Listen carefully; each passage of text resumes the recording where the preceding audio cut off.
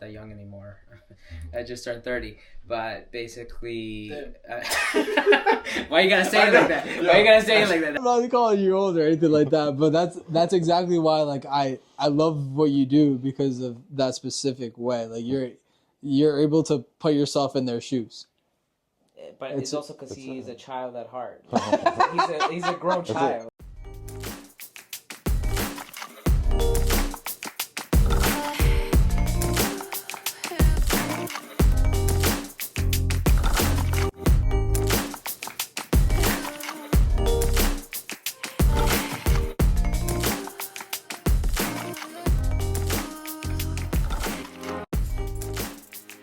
Welcome everyone to the Together Podcast. This is episode 7, and today we have two very special people with me. Our producer AJ and my co-host Andre. The whole purpose of today is to make it a little bit different. We're going to focus it on speaking for our experiences of being a young person that is active at church, because I feel like there's a lot of young people that maybe haven't gotten the opportunity yet, or sometimes they don't know if they want to work for the church. So to start, I think we're going to begin by giving a little bit of a background story for each of us and the way that we decided to be involved and how long it's been, our age, all that kind of information. And we'll start with AJ. Yeah, so I'm 19. This is my first year as an elder and as a Sabbath school teacher. About 2.5 years ago was when I really started getting more involved in the church, or coming to church with a good attitude at least. But I think once that started, I was looking for a church because I grew up in Worcester Airport Church, and I was looking for a good group of youth.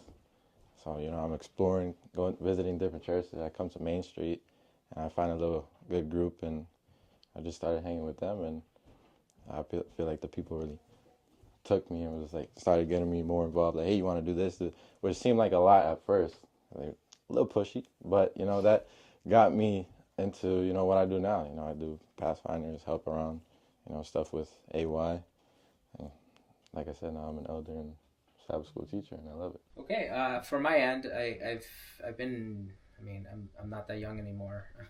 I just turned 30, but basically, why you gotta say it like that? Why you gotta say it like that? I'm just kidding. I know I'm getting up there in age, but I feel like it's been a while since I started. I think I really got involved when I was around 15, and then like I used to go to the Main Street Church and in Worcester, and I became the Pathfinder director at around 16 years of age, and I was director until about, I was almost 20, so like 19-ish, and ever since I could remember, I've been doing so many things for church. I used to be a teacher for the Sabbath school.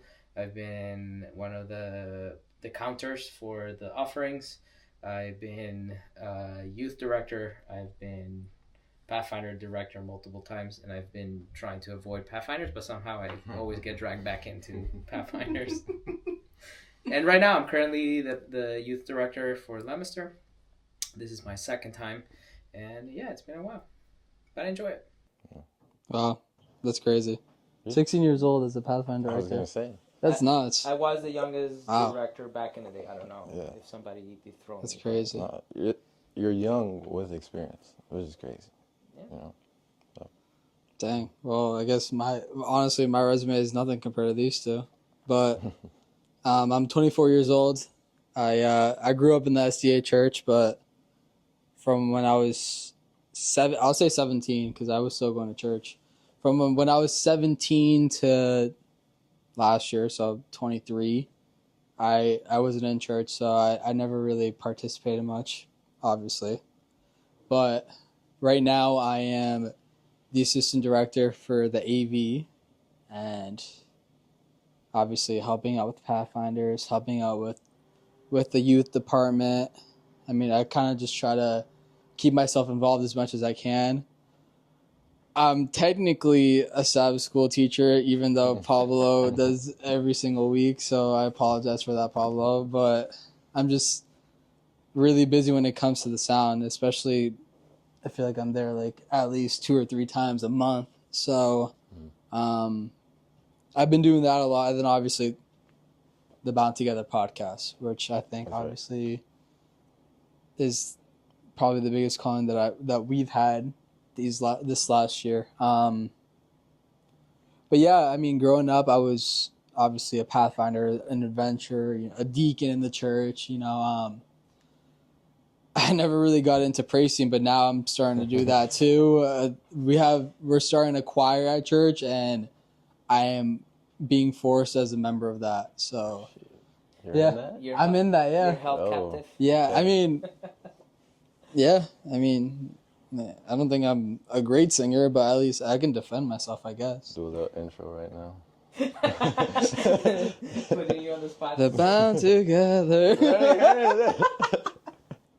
I think now I'm trying to involve myself more, especially because when, I was a teenager, there weren't a lot of people my age right now that were involved in the church. And plus, I think this kind of leads to our like first question, but I think obviously involving yourself in the church gets you more committed, obviously, into like, the church life and trying to be a disciple of God. Yeah, I think it's really important to touch on that, because the first question is, why is it important for young people to get involved at church? And I think by being involved, you have a purpose.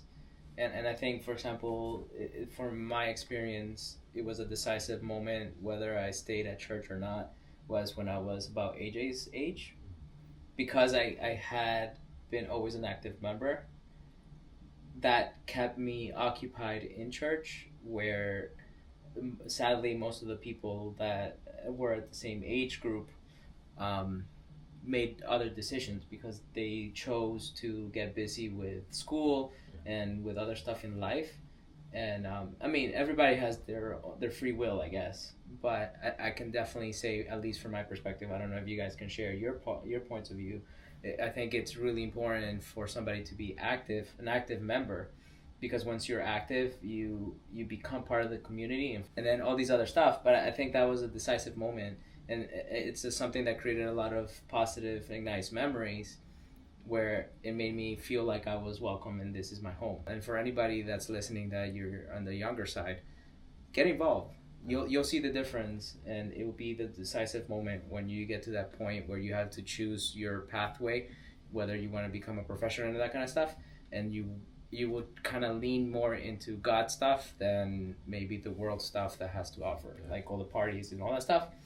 That is a healthy and nice alternative, and I think, in my perspective, that was my path. I chose that, and it ended up working out because I never ended up leaving the church, because I was always occupied at the church. Let's see it from the opposite perspective of why I love church. And it was for the complete opposite reason of that. Like I said, I grew up in the church, but I was never like a consistent, like I obviously was going to church, but I was never like involving myself. Granted, I did Pathfinders and stuff like that, but mostly because like my parents and stuff like that. I remember every single time I had to go up on like the pulpit, I was like, like this is so annoying. Like that was my attitude when it came to doing anything at church. And I'm not gonna lie to you, like that's kind of how I was. I remember for Sociale Jóvenes too, like if I like had to participate, I was like, oh, like they're forcing me to do this again and stuff like that. But it was because I wasn't an active part of like the church, I wasn't doing this because I wanted to do it. Like it wasn't my will. It was because like my parents wanted me to do it. Yeah. So I think seeing it from the opposite side of Andre is, that's the reason why I left church, is because I didn't involve myself, and I see that obviously now, 5 or 6 years later. Yeah. And look at you now. You're the host of the podcast. You can't get more active than that. Right. Yeah. Both of y'all made a good point. Like the importance of community, the importance of having people around you to strengthen you, right? And I think that's something that the church can lack at times, which is discipleship, which is the following up on, getting to know somebody, and really guiding them to have a close relationship with Christ. Like, involving yourself in, church activities and all that is great.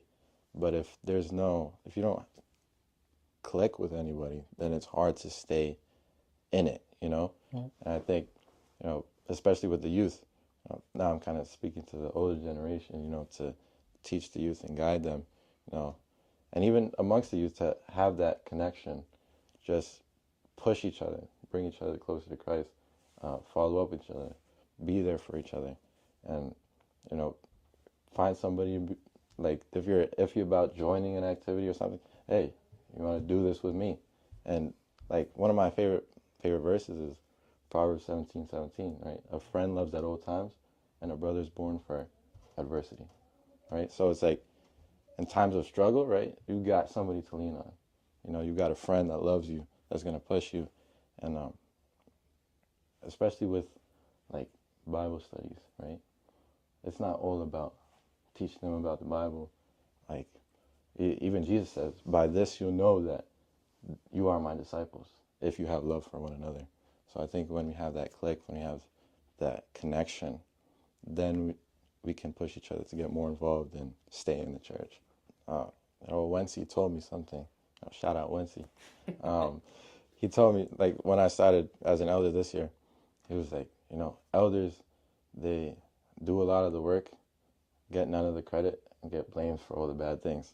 So, talking about, like, staying away from the public eye, that can stray some of us away, but the importance is, like, you've got to have that mindset, like, I'm going to go work for Christ. I'm going to go join this community and do the best that I can. And it's funny you mentioned about being an elder, because I have refused to be an elder already 3 times.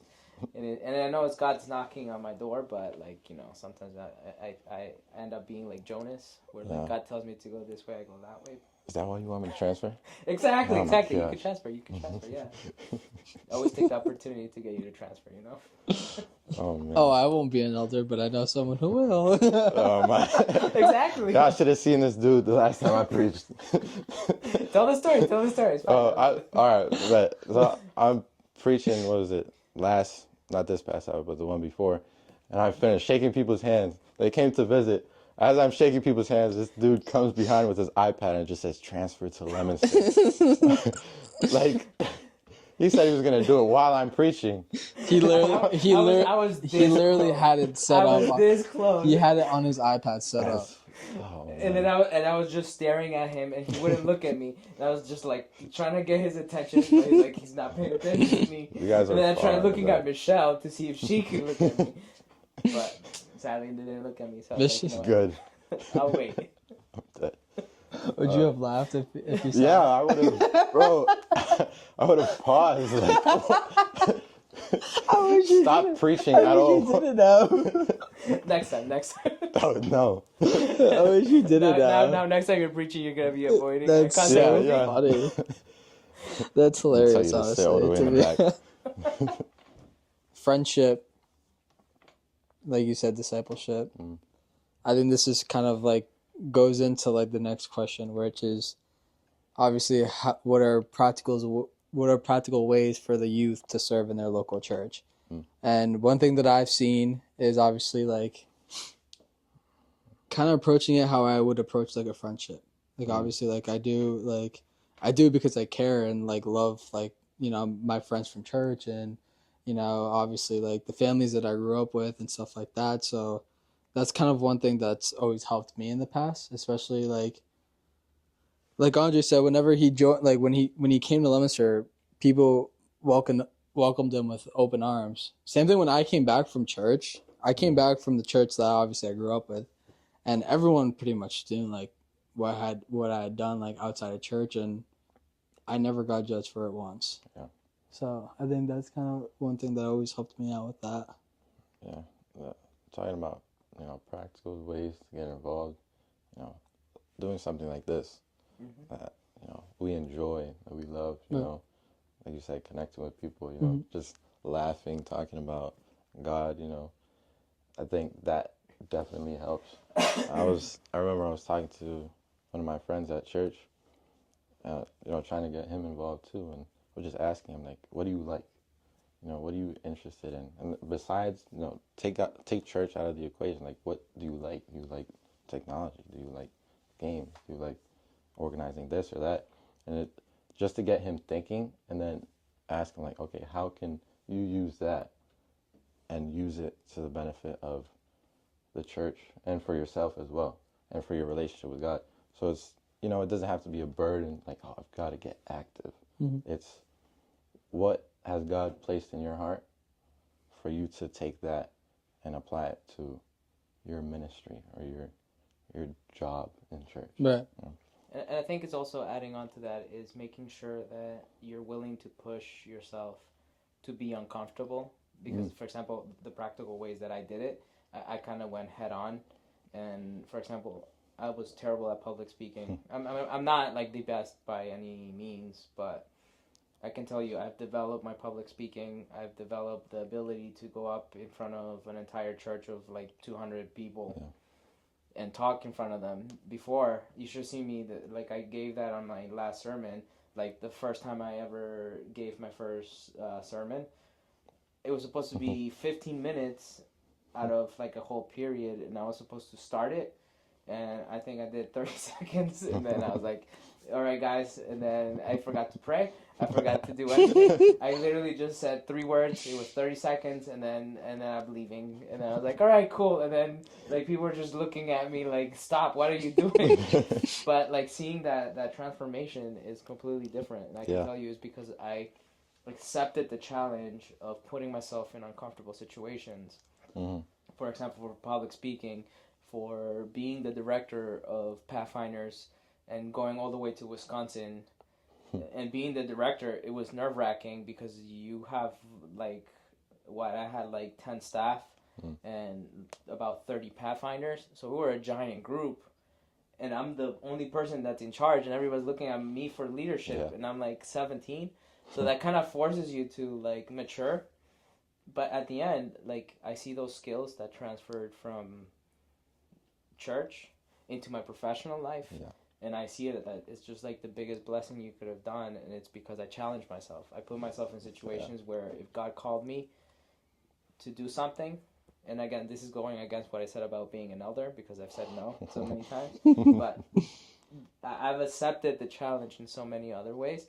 And I can tell you it made me be a better person. And I can tell you today, like, the fact that I'm doing this podcast tells you how much I've grown. Because, like, I would have never, ever dreamt of talking publicly and putting myself out there for random people to listen to you on the internet. Shout out to the person in Japan that listens to us.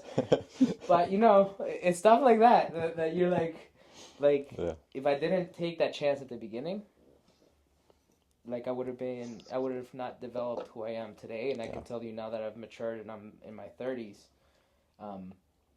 you can see how me taking those tiny little leaps, and now it's something completely different. But God calls you, and I think that is the message to the young people, is accept those tiny little things that you get asked to do. For example, like when we do the Bound Together, I would like to know, and they have commercials, like accepting those tiny little commercials, or accepting to pray through the bienvenida or something like that.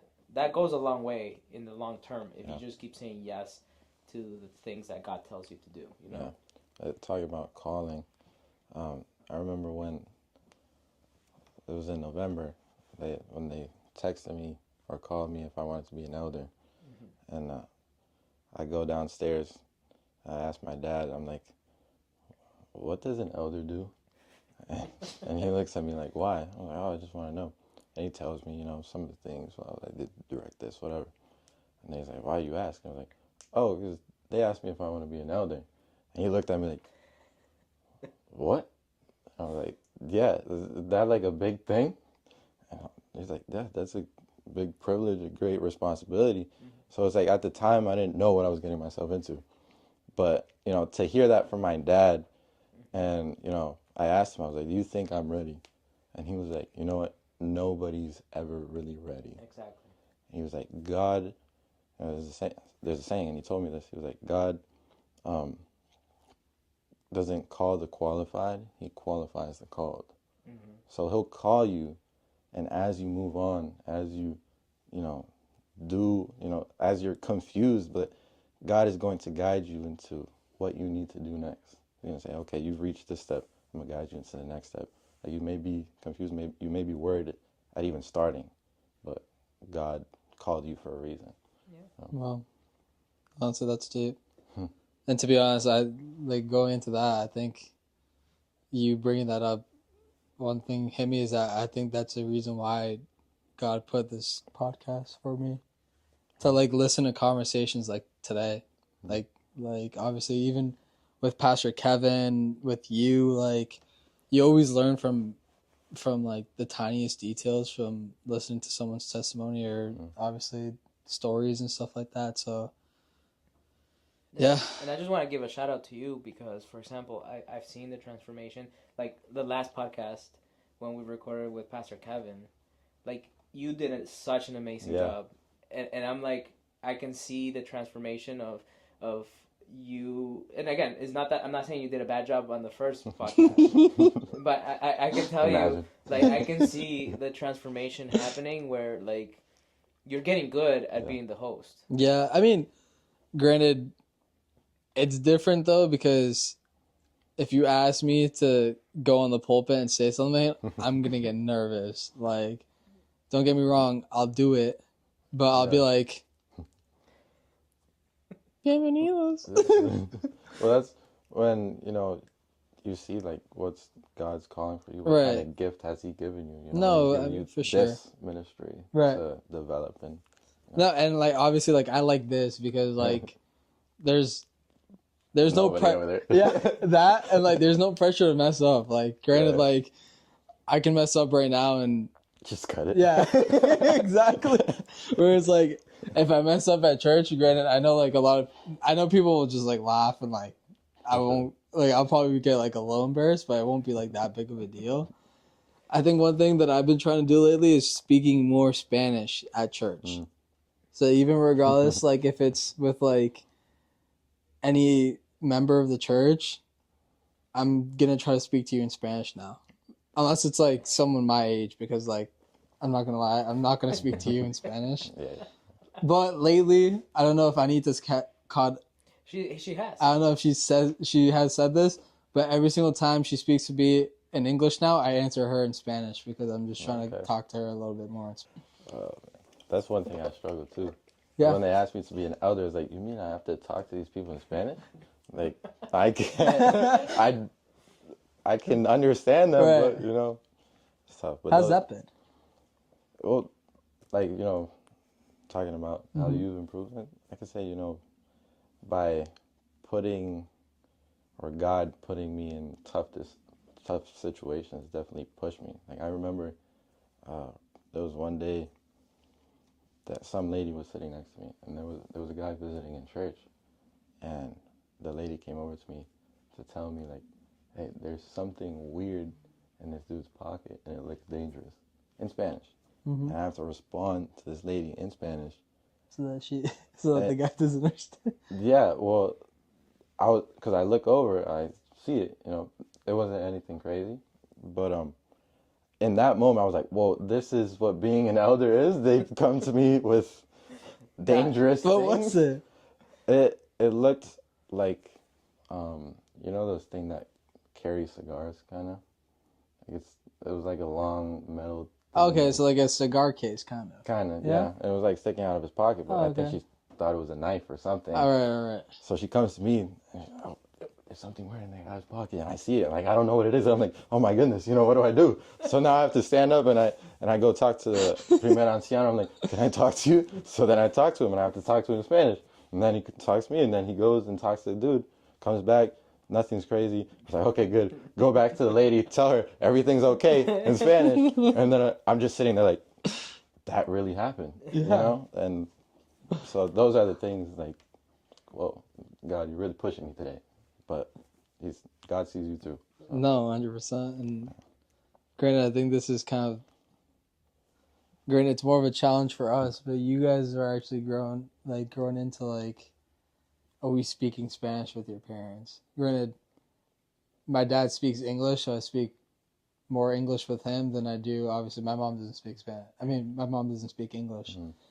So, whereas, like, I think both of your parents just speak Spanish, right? Yeah, and I mean, Yeah. I came to this country when I was 7, so Right. like I already had a good base, and my brother, same thing, he was Mhm. like 9, so I think we had a good base in Spanish, so then we continued to always have it, and I think the Main Street Church fostered a place where we would use our Spanish, and for example, to me, when I moved to Leominster, I started to learn the Bible in English. So for like all my knowledge that I have from the Bible for the most of my life, it's in Spanish. So then like don't be asking me questions about the Bible in English because I'm gonna struggle. But if you ask me in Spanish, I'll be like, yeah, this is this. And then when I'm reading the Bible now, and again, this is just a parenthesis to the conversation, I'm just like, this is weird. Right. Because like the names change and like Yeah. like, oh, this is who this is. But I mean, yeah, I mean using Spanish is definitely also another tool that I developed because I went to a Spanish church. Right. Well, I think obviously like language barriers kind of a challenge that people are our age faces. And granted, like I went to like a Spanish church my entire life, but I know for a fact I was not speaking Spanish. Like I would obviously like say hi to like members and stuff like that, but like every single time we would do a program, okay, we're doing the program in English. Or like even now, like think about all of our Sour the Hovens. Yeah. It's bilingual. It's bilingual, like But- obviously, but you have the option to speak in we English. use more English than Spanish and stuff like that. So it's definitely like a challenge where like if we go upstairs, yeah, I can speak English, but granted, it's more like acceptable speaking in Spanish. So I think obviously that's a challenge that I always face with going to Spanish church. Yeah. And then And to speak to that, I think it's difficult. We were having this conversation with my brother, like with Pablo. And he was saying, like, I wish I can have a English church with the flavoring, with the sazon of the Hispanics church. Because, like, you grew up getting so used to it. And then when and again, I'm not throwing shade to any of the English-speaking churches, but it's just a completely different experience once you go to the Spanish one versus like the English one. Yeah. And I think that's part of what we're trying to foster. Mhm. And I love that about Leominster, that they give us the creative freedom. For example, for us to do something like the podcast in English, Right. having the Sábado de Jóvenes to be mostly in English, and even the Sociedad de Jóvenes with Bound, I get the opportunity, and I spoke about this, and they're like, yeah, you can do English and Spanish. So then I always try to make it so that one program's in English, one program's in Spanish, and then you have I would like to know, same thing, is very bilingual, Right. and then like Sábado de Jóvenes, all that stuff. So I think it's creating. We're trying to build something special in the sense that we're trying to make it so that we get the young people hooked, Right. because we're trying to create that. That thing that I was talking with Pablo, which is like having that church that is in English, but you have that flavor of being Hispanic. We don't forget our roots, and I think that that's what makes it special. And I think it's really difficult once you go to another church, once you get used to that way of worshiping, Right. I guess. Yeah. No, and like that's why, granted, not only the connections that I have with this church, but that's why I've always liked RCC. Because it's like you said, like it's granted it's different because they obviously don't do escuela sabática and stuff like that, but they still do a lot of other stuff that they've brought over from Leominster, which they do a lot of community service. And that's They do. Obviously, their praise team has always been special from when I obviously first stepped into Leominster as a child.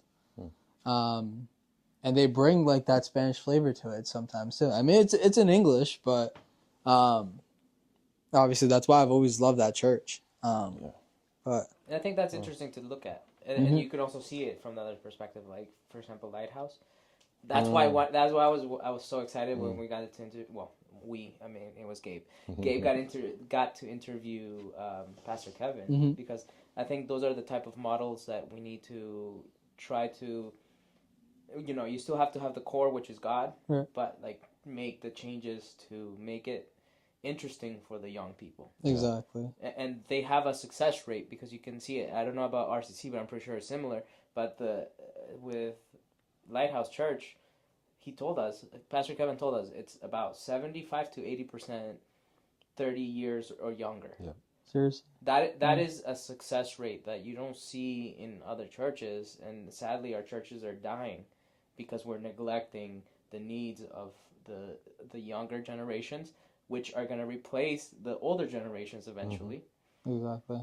Yeah. And that's sad, but we need to really work hard towards that, and I think part of that is connecting back to what we're talking about in the podcast, which is being an active member as a young person is so important. Right. No, 100%.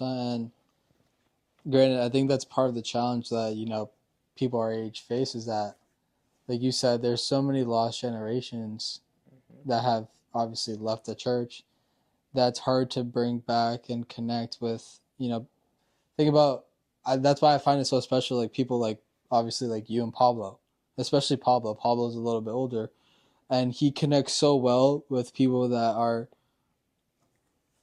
almost 20 years younger than him. Well, I mean, and I would add, he's laughing behind the camera.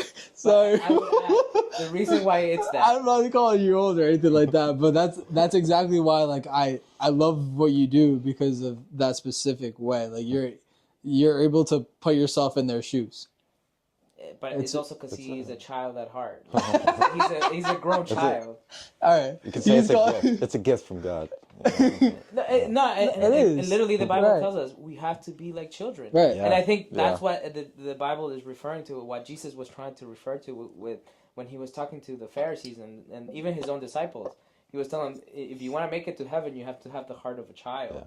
Yeah. And I think that's part of one of the reasons why, one of the things that makes my brother incredible, and it's having the heart of a child, and then you can connect with the kids. Yeah, he connects really well with them, honestly.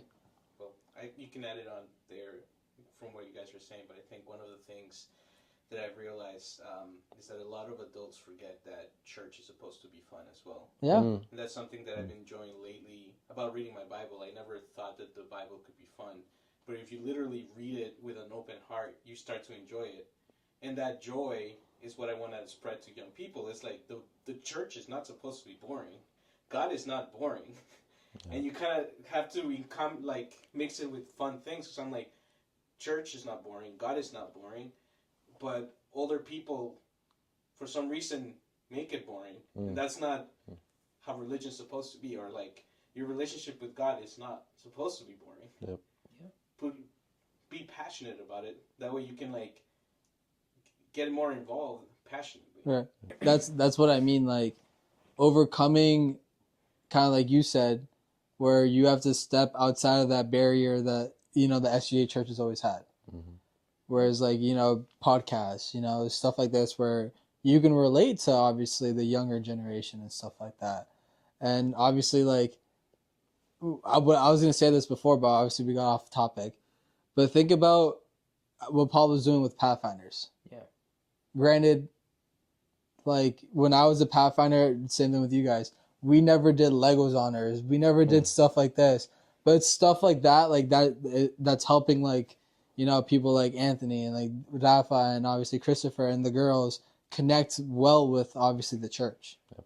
And have that good image with church because he's relating to them. Yep. Like granted, like growing up, like in Pathfinders, like I always did like the marching and obviously like wood making and like obviously stuff like that. Like whereas like Pablo said, he's making church fun, which is something that I wish I had and stuff like that. And I think that leads perfectly into the next question. Which is what challenges the young people face when they're trying to get involved. Mm-hmm. And I think they get shot down from an early age, and they're told you have to have reverencia and you have to do it this way and you have to do it that way. And it's exactly what Pablo was saying. It's like God is fun.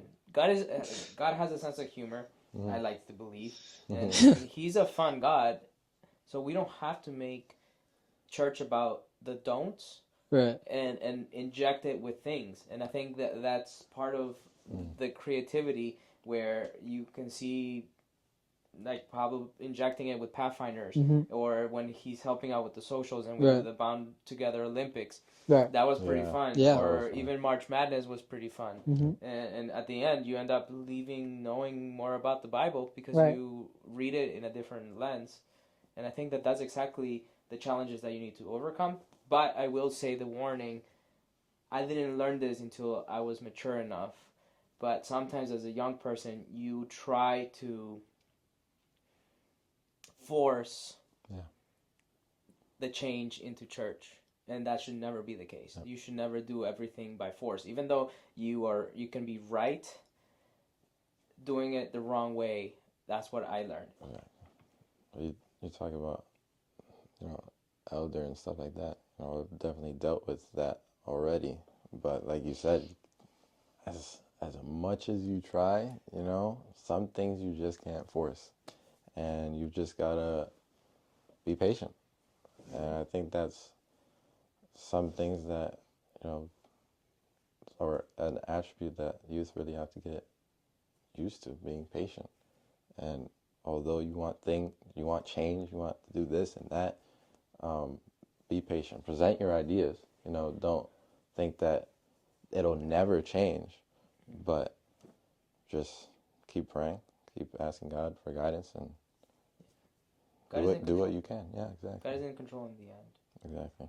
How do you see you guys balancing, your church involvement with, obviously this is more for AJ, school, extracurricular activities and stuff like that, whereas Andre is an adult and he's got an actual job and obviously he's got actual responsibilities. Oh, wait, actual? I see. I see how it is. No, it's cool. That's what I mean. I'm in the same boat as you. I know. Don't take offense to that. I'm just saying, Andre is graduated. He's got a job. You got a life? He's got like a big boy adult life now, whereas, we're a couple steps behind. Just a couple, yeah. Just a couple. Yeah. But even someone, let's go from the student perspective first. Yeah. So I definitely at times find myself overwhelmed. Mm-hmm. You can find yourself stressed out. But I think, you talk about how do you make time for God, is you have to make time for God and He'll make time for everything else. So that's my favorite verse is, seek ye first the kingdom of God and His righteousness, and all these things will be added unto you. All those needs, everything that, you desire that align with God's will, He'll give you those things if you seek Him first. So, I wake up, I pray, have my devotional, make sure that I'm connected with God so that He can guide me through everything else. And the times that I do get stressed is because I forget that God is with me. I forget that He's guiding me, that He's helping me through those challenges. And, with extracurriculars and school and stuff like that, work, whatever it is, it can get tough. But you just got to remember that God doesn't leave you alone. Right. He's there. He's waiting for you. And it's okay to pause. It's okay to take a break. I've had to take breaks myself and be like, whoa, I need to take a day off to have a normal day. Mm-hmm. Sometimes it can get hectic. And, I find myself lacking in my reading or whatever it may be in my devotion. And when that happens, I see myself getting more stressed. So it's like, wait, let me take a step back and let me reconnect. And it's always made things better. So, I can speak to, again, I think I'm in a different point in my life where I have more maturity. And I remember being in your age and being active. And I can tell you that I had the same approach, but it got to the point where I burned myself out. Yeah. So you need to understand that there is balance in there, and that not attacking on more and more and more and more will take a toll on you. Right now you're young, you can do it, you can handle it, but it will come to the point where you will burn yourself out. So my suggestion is, it's in order for you to find balance, And again, after you think, hey, life is going to change for the better once I graduate with school, guess what? It doesn't. It becomes harder because now you have to balance stuff. The only good thing is you don't have homework, but when you get home, you can like vegetate in the couch. But it gets to the point where you're an adult, but now you have bills, you have all these other stuff, and you have stuff that starts to tack on. If you don't give yourself time to rest, and I think that's the whole point of the Sabbath, it's for you to rest. And sometimes I can tell you, sometimes I finish a Sabbath, like for example, last Saturday, I finished the Sabbath more exhausted than what I feel exhaustion from my day job. Like 40 hours does not compare to how much exhaustion I feel from pouring myself into the church, which again, I do it with much love and I do it for God. Like, I don't care about the glory. I don't want to hear that, oh, you're doing an amazing job, this, and that. That's fine. You guys can think it, and hopefully I'm doing a good job. But this is not for my glory, and I understand that. But that being said, it's about the quality. And I see when you're talking about tithes and offerings, I feel like the offering section includes the time that you're giving to God. And when you give to God, you're supposed to give the best to Him. Meaning, give Him the best that you can without burning yourself out, because then you're not being efficient and you're not giving Him the best. So to me, it's understanding that you need to really make time for you to rest, and it's okay for you to say no. And God wants you to find that balance, because it's not all about being active and being active and being active and taking on and taking on and taking on. You know? Yeah. You made a good point right at the end. Like, you don't have to say yes to everything. Exactly. You can say no. You know, they say not every open door is a God door. You know, just because there's an opportunity there doesn't mean that God wants you to take that on. It might be too early. Let's finish it off. I think one final question for the both of you. If you had one piece of advice for a young person that's trying to get more involved in the church, what would you say? Trust in God's plan. Trust in God's plan. Just go for it. And you know, you might not feel ready, but He's gonna make you ready. So Amen. Do what you love, do what you feel called to do, and God's gonna guide you. Just trust in that. Yeah. Okay. And I would say the same thing as him, but I would add that not only is He going to guide you, but He's going to develop you, and He's going to grow you, and you're going to become a completely different person. You don't have to be afraid that if you're good enough or if you have the talent for that. Just accept the challenge, and He's going to develop you in such a way that you're not going to recognize who you have become in a good way, not in a bad way, because Satan is trying to do the same thing. And if it's either you give your life to God, or you're going to give Satan the opportunity to wreck your life. And not a lot of people have the blessing that Gabe has had, or my brother has had, that they had the second opportunity to come back to Christ. No, for sure. A lot of people do not have that opportunity. So if you have the opportunity now, give your life to Christ. Amen. And you will see how He's going to bless you beyond everything that you could ever imagine. And that's pretty much all I have to say to young people. Nice. Okay. I think with that, we're going to finish. But obviously, like, if you guys have any questions, if you're young and, you know, you want to get more involved, you can always ask any of us at, reach out. You know, reach out. No, YouTube, Instagram. You can go to our website, put in the questions, and I would like to know. Right. Shameless plug to our other show. boundtogether.ay@gmail.com if you guys have any questions. Exactly. And even YouTube, you know, comments if you guys want to comment. Only good comments. I will block you. No, but like still, like if you have any questions, granted we have a great team that, you know, we can get an elder with you, or like even one of us, where if you like the way AJ speaks, you know, I'll have AJ. Hey, AJ, someone's got some questions for you. So, you know, just if you have anything, just let us know. And, you know, we're always here for you guys too. So we thank you guys as an audience for always listening, for always tuning in, for always commenting, for always liking. And yeah, we hope you have a good one. Take care. Bye, guys. Bye.